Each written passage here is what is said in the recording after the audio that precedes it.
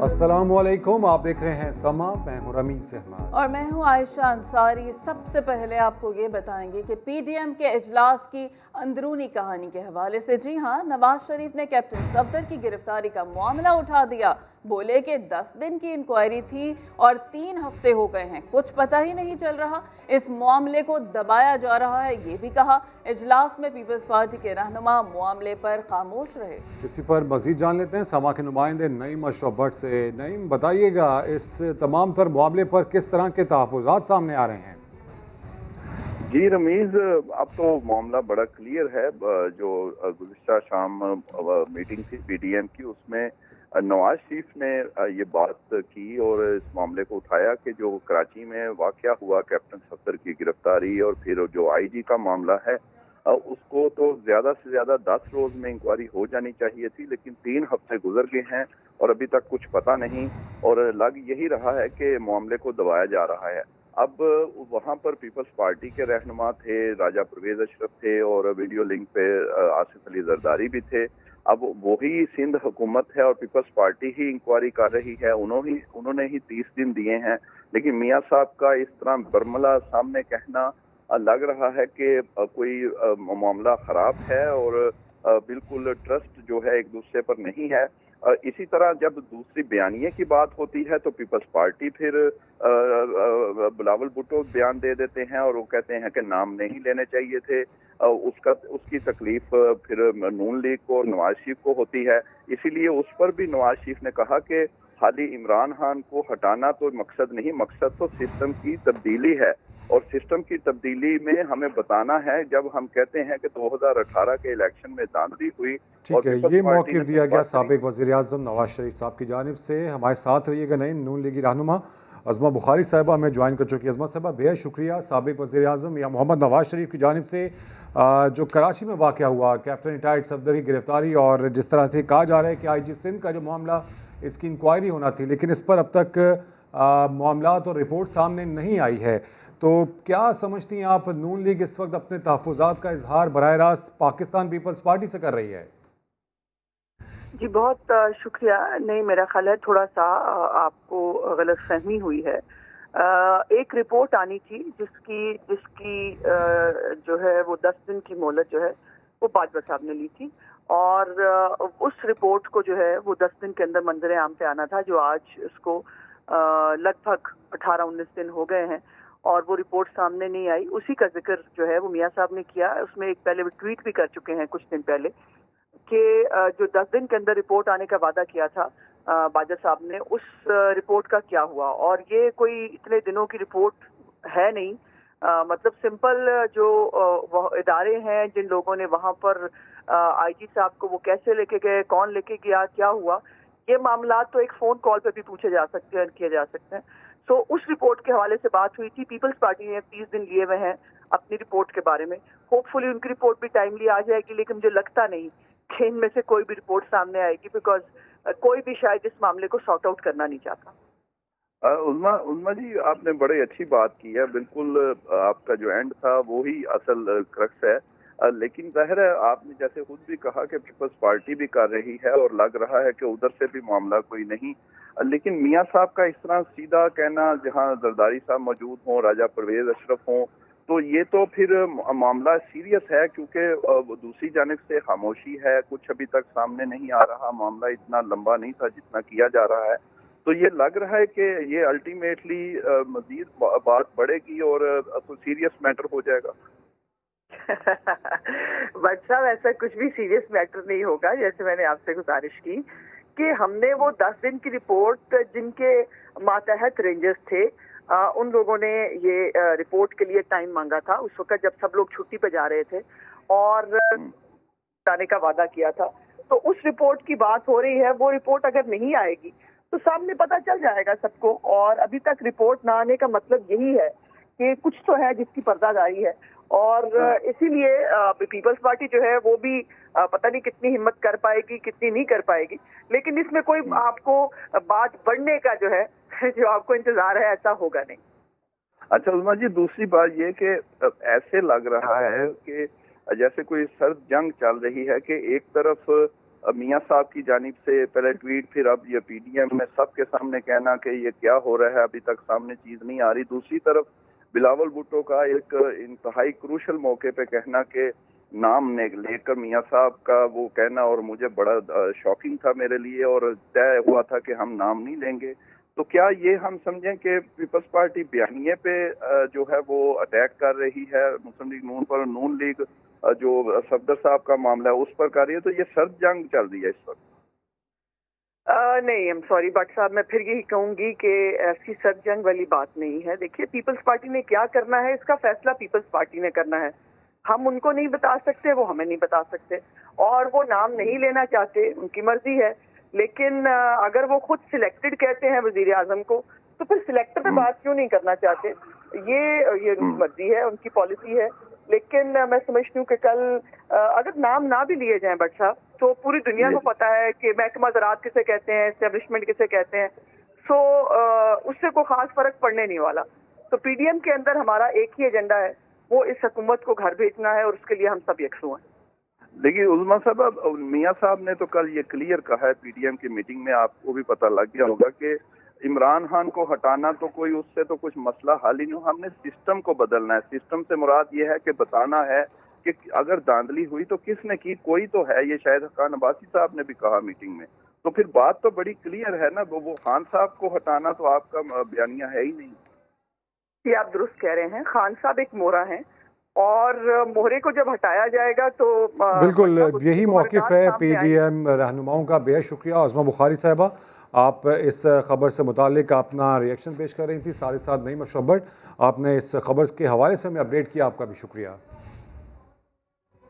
अब आपको बताएंगे कि सिंध हाई कोर्ट में इस्लाम कबूल करके पसंद की शादी के केस की समाअत हुई और मेडिकल बोर्ड ने आरजू की उम्र 14 से 15 साल करार दे दी। सिंध हाई कोर्ट ने तफ्तीशी अफसर को चाइल्ड मैरिज एक्ट की रोशनी में तहकीकात का हुक्म दे दिया। आरजू को वापस दारुल अमान मुंतकिल कर दिया गया। मुझ पर कोई दबाव नहीं, मर्जी से इस्लाम कबूल किया और शादी की, शौहर के साथ जाऊंगी। आरजू अदालत में रो पड़ी। इरफानुल हक की रिपोर्ट देखते हैं।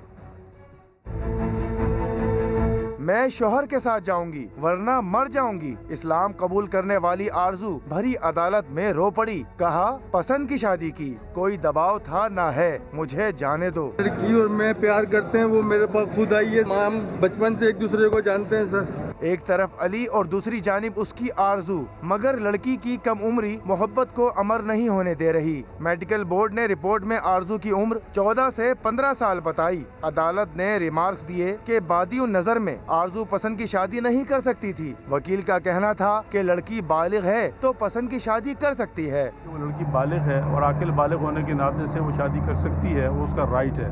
जहाँ तक एज का ताल्लुक है, वो एज इस फैक्टर में आड़े नहीं आ सकती अनटिल कि अनलेस उसकी मेडिकल रिपोर्ट में ये चीज़ ना आए कि वो बालिग नहीं है। अदालत ने तफ्तीशी अफसर को चाइल्ड मैरिज एक्ट की रोशनी में तहकीकात का हुक्म दे दिया। आरजू को एक बार फिर दारुल अमान मुंतकिल कर दिया गया। कैमरामैन इमरान शाहिद के साथ इरफानुल हक, समा, कराची। यौम इकबाल पर सिखों के मुक़द्दस तरीन मजहबी मकाम गुरुद्वारा करतारपुर साहब की राहदारी खुले 1 साल मुकम्मल हो गया। इस हवाले से देखते हैं इस्लामाबाद से ये रिपोर्ट।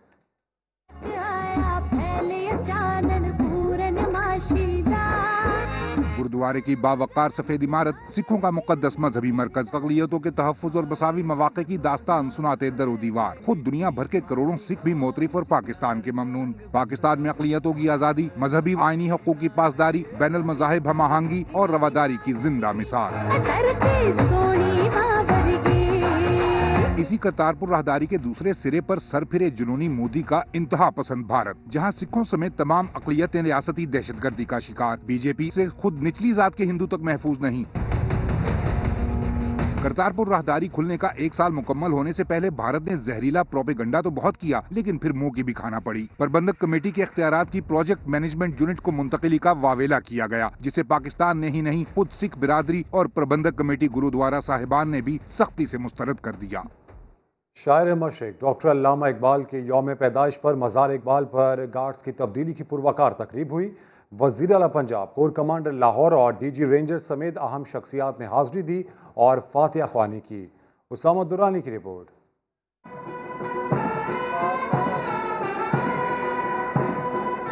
मज़ार इकबाल पर गार्ड्स की तब्दीली, पाक नेवी और रेंजर्स के चाको चौबंद दस्ते ने सलामी दी।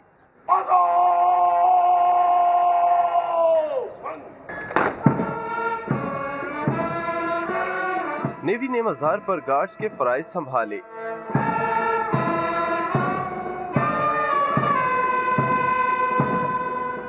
वजीर आला पंजाब और डीजी रेंजर्स ने मज़ार पर हाजिरी के बाद मेहमानों की किताब में अपने तासुरात कलमबंद किए। Core commander Lahore, governor Punjab Chaudhry Mohammad Sarwar और सूबाई वजीर इत्तलात फिरदौस आशिक अवान समेत अहम शख्सियात ने भी मज़ार पर हाजिरी दी।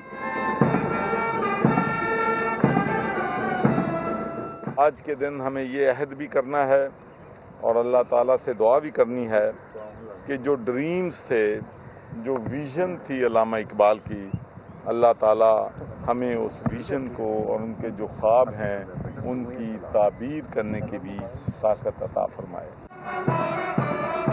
पाक बहरिया के station commander commodore Mohammad Nematullah ने भी मज़ार इकबाल पर हाजिरी दी। कैमरामैन नदीम कासिम के साथ उसामा दुरानी, समा, लाहौर। कोरोना वायरस के हवाले से बात करें तो मुल्क में कोरोना वायरस के केसेस में मुसलसल इजाफा जारी है। 24 घंटे में 1600 से ज़ायद केसेस रिपोर्ट हुए हैं, जबकि मजीद 9 अफराद जान की बाजी हार गए हैं।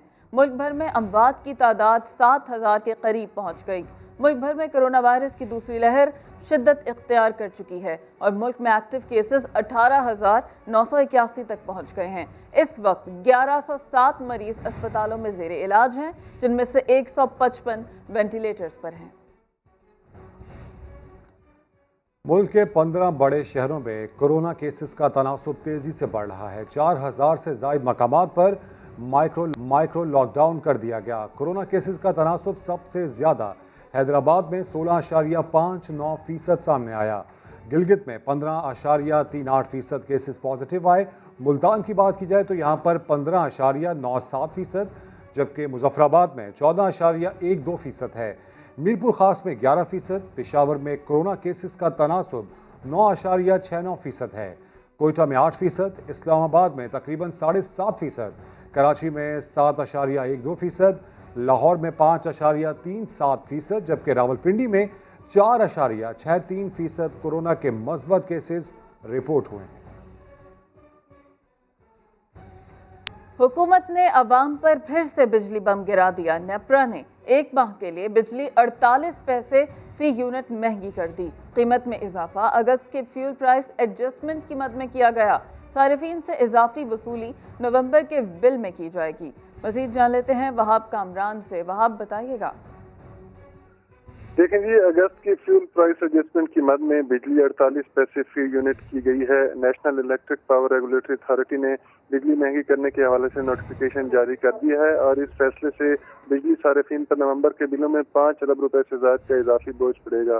नेपरा का कहना है कि अगस्त के महीने में बिजली की जो पैदावारी लागत थी वो 3 रुपए 68 पैसे फी यूनिट रही, जबकि अथॉरिटी की जानिब से पेशगी फ्यूल लागत 3 रुपए 20 पैसे फी यूनिट मुकर्रर की गई थी। इसीलिए ये 48 पैसे इजाफी वसूली का फैसला किया गया सारिफीन से। सही, बहुत शुक्रिया वहाब कामरान।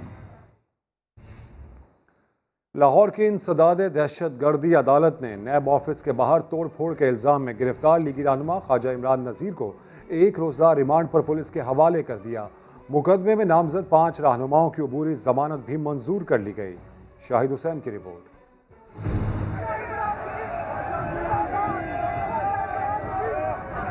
पुलिस ने ख्वाजा इमरान नज़ीर को इंसदादे दहशतगर्दी अदालत में पेश करके फोटोग्रामेटिक टेस्ट और मोबाइल फोन बरामद करने के लिए 15 रोजा रिमांड की इस्तदा की।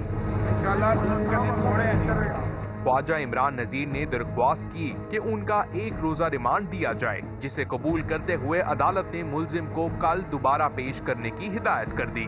अदालत के बाहर गुफ्तगू में लीगी रहनुमा का कहना था कि मुंतखब नुमाइंदे के साथ तज़हीका में सलूक किया जा रहा है। मैं नहीं समझता कि कोई रुकन असम्बली जो एक दफ़ा वजीर रहा हो और जो अभी भी मौजूदा रुकन असम्बली हो उसको इस सलूक में रखा जाए। बहरहाल फिजिकल टॉर्चर, देखें सबसे बड़ा टॉर्चर तो ये है कि जब आप किसी को ऐसी जगह रखें जहाँ वाशरूम की फैसिलिटी ना हो और उसके अलावा आप जो है हवालातों में बंद करके रखें।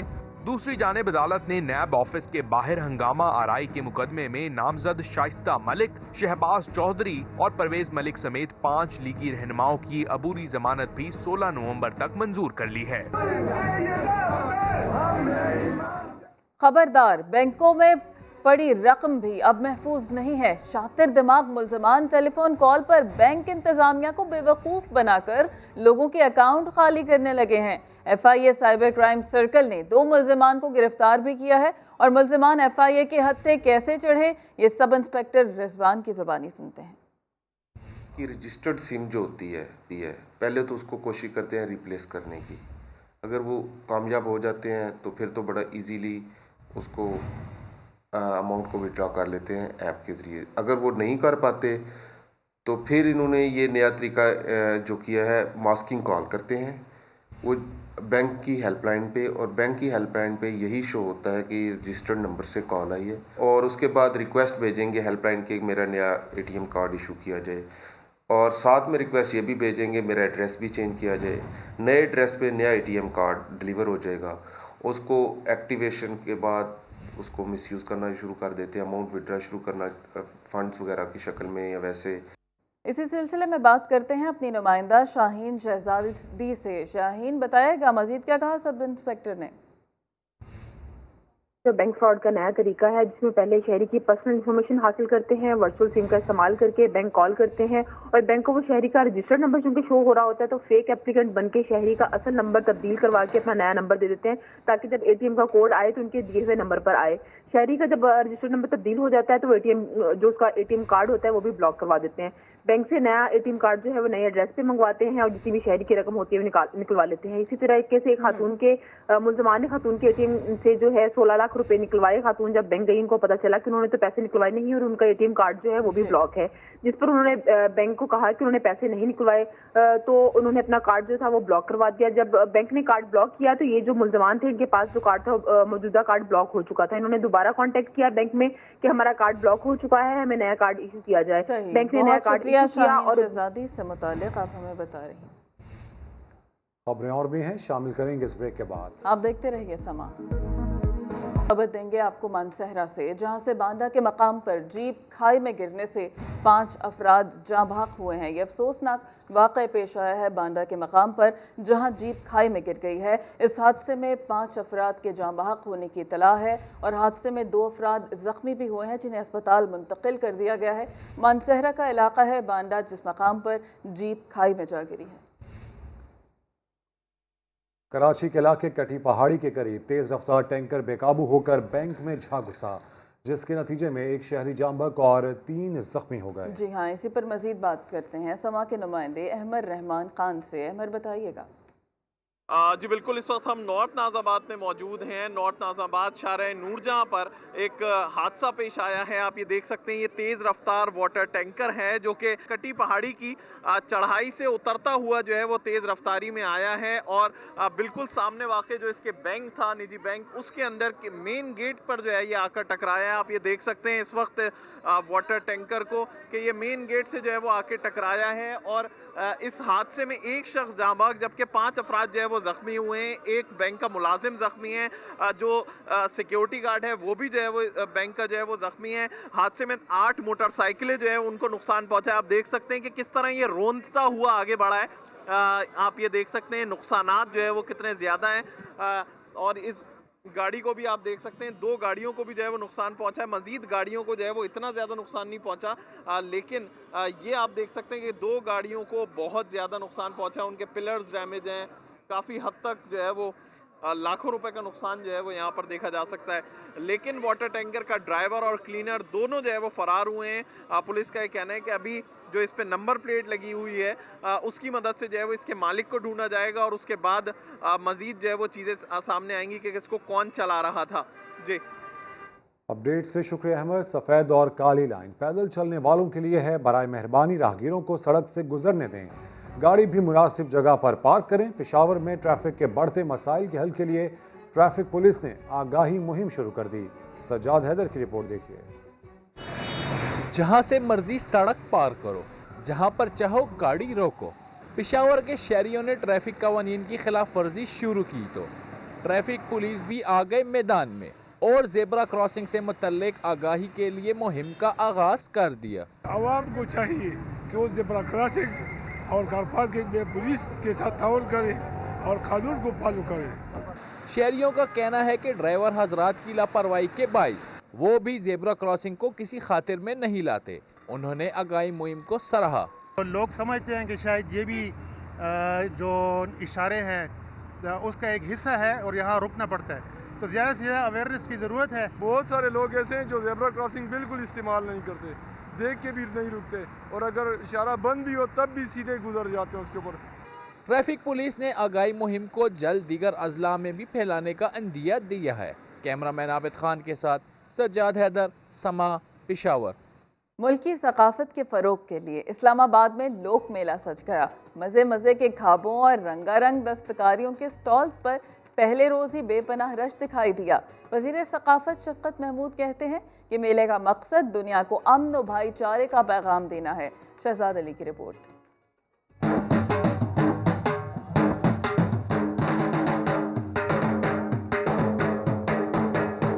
पाकिस्तानी सकाफत के रंग देखने के ख्वाहिशमंद इस्लामाबाद पहुंच जाएं। ढोल की थाप पर ये ऐलान किया जा रहा है लोक विरसा में। वजीर तालीम और सकाफत शफ़क़त महमूद ने मेले का बाकायदा इफ्तिताह किया।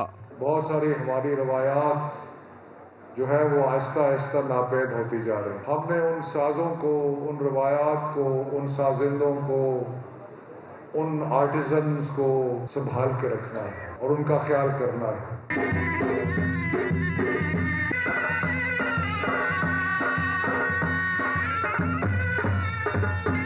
सिंध से आए फनकारों का सूफियाना अंदाज,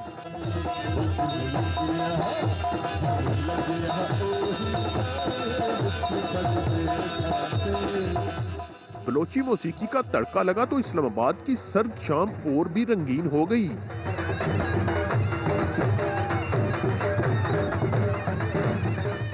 लोक मेला 15 नवंबर तक जारी रहेगा, जिसमें पाकिस्तानी हुनरमंदों की दस्तकारी मसनूआत के साथ साथ बच्चों की दिलचस्पी का भी बहुत सा सामान है। इंतजामिया की जानिब से मास्क के इस्तेमाल समेत तमाम कोरोना SOPs पर सख्ती से अमल दरामद की हिदायत की गई है। कैमरामैन उस्मान चीमा के साथ शहजाद अली, समा, इस्लामाबाद। वापस आएंगे एक ब्रेक के बाद। समा के साथ रहिए।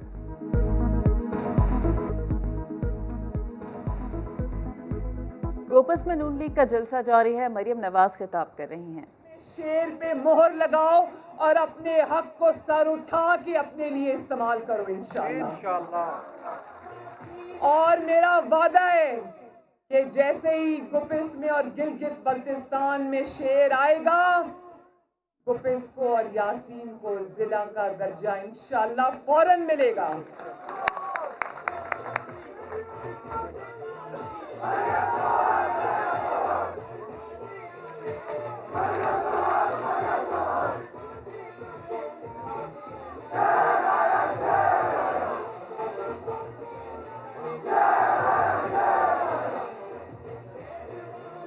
देखो, जब से मैंने गिलगित बल्तिस्तान की जमीन पे कदम रखा है, मेरी नवाज शरीफ से मोहब्बत में इन पहाड़ों जितना इजाफा हो गया है।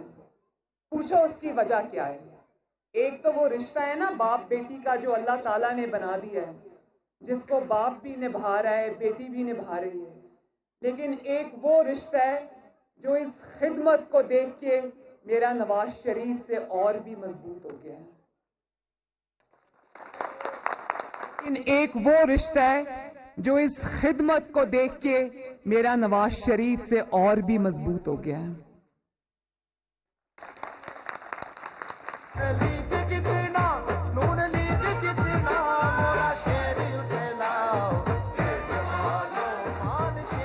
चाहे वो सड़कें हों या वो हॉस्पिटल्स हों, गिलगित बल्तिस्तान का पहला कैंसर हॉस्पिटल हो, या वो आपका दिल का हॉस्पिटल हो, या वो आपकी यूनिवर्सिटीज के पहले कैंपस हों, या वो कैडेट कॉलेजेस हों, या वो पुल हैं जो मैं अभी देख कर आई, जिसके बारे में मुझे हफीजुर रहमान साहब ने बताया कि उन पुलों के मौजूद ना होने की वजह से आपको कितनी तकलीफ हो रही थी, और नवाज शरीफ ने वो सड़कें, वो पुल बना के आपकी तकलीफ को अल्लाह के फजल से आसान किया है, तो मुझे मेरी नवाज शरीफ से मोहब्बत में और भी ज्यादा इजाफा हो गया है।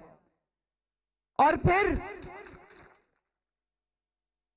चाहे वो गिलगित चित्राल रोड हो जिसको सीपैक में शामिल किया गया हो, या वो मिसाली अमन हो जो नवाज शरीफ ने और हमारे बहुत ही अहल वजीर आला जिनका नाम है हाफिज हफीजुर रहमान, उन्होंने नवाज शरीफ का सिपाही बनकर जिस तरह दहशतगर्दी का गिलगित बल्तिस्तान की सरजमीन से खात्मा किया अल्लाह के फजलो करम से, उसका नतीजा ये आया कि मुस्लिम लीग नून और शेर की पिछली 5 साल की हुकूमत में एक भी दहशतगर्दी का हमला नहीं हुआ। और ये वही सरजमीन है जहां पिछली हुकूमतों में 1000 से ज्यादा जो है वो दहशतगर्दी की नजर होकर शहीद हो चुके थे। और ये वही अमन है जिसकी वजह से ये जन्नत नजीर जो वादी है, जिसको देख के जन्नत का ख्याल आता है, पूरा रास्ता मैं ये सोचती आई कि अल्लाह ताला कितना बड़ा मुसव्विर है। अल्लाह ताला ने अपना नाम मुसव्विर सिर्फ इसलिए नहीं रखा, अल्लाह ताला की मुसव्विरी जो है वो हमें बहुत जगह नजर आती है, कुरान में नजर आती है। अल्लाह ताला की मुसव्विरी हमें गिलगित बल्तिस्तान की खूबसूरती में भी नजर आती है। तो यहां पर जो सयाह जो आए, पिछले कई सालों में चंद हजार सयाह आए, लेकिन पिछले 5 सालों में यहां लाखों सयाह आए, और वो उस अमन की वजह से है और वो उस इंफ्रास्ट्रक्चर की वजह से है माशाल्लाह, जो आपको नवाज शरीफ ने, आपकी मुस्लिम लीग नून की हुकूमत ने और आपके वजीर आला ने दिया है अल्लाह के फजलो करम से।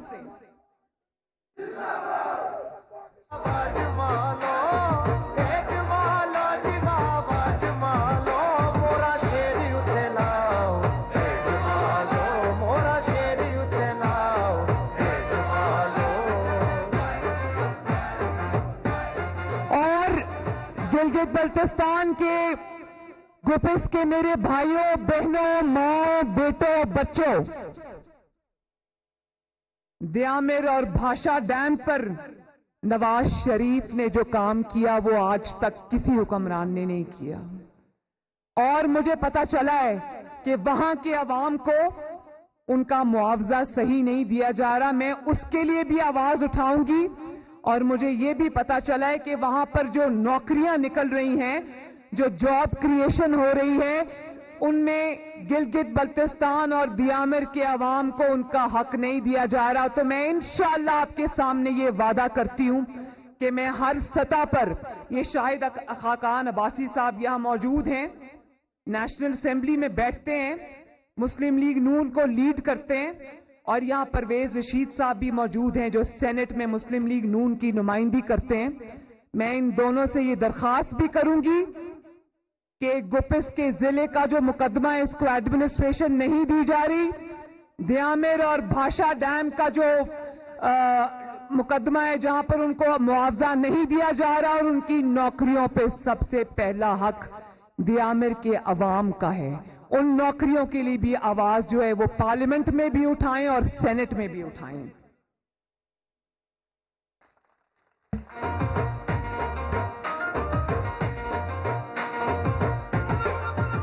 हर सुख के साथी, हर सुख के साथी, हर दुख के साथी, हर सुख के साथी, कम सब दिया है, हर था दिया है, कम सब दिया है, हर था दिया है, साथी है नादा निभाओ, साथी है नादा निभाओ।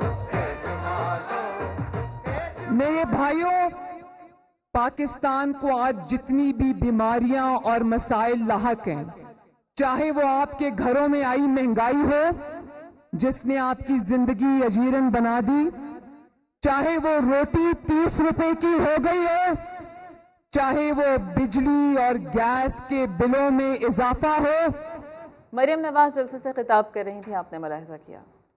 एक ब्रेक के बाद हाजिर होंगे हेडलाइंस के साथ। आप देखते रहिए समा।